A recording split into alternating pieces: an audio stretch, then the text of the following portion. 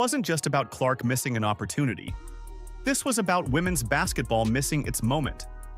The committee's stubborn insistence on prioritizing experience over star power created such a public relations disaster that something had to give. The outrage was too loud to ignore, the mistake too obvious to defend.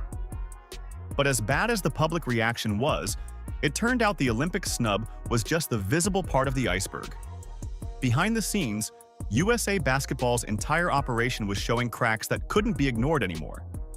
The Clark decision wasn't a one-off mistake. It was the predictable result of a broken system that was about to come crashing down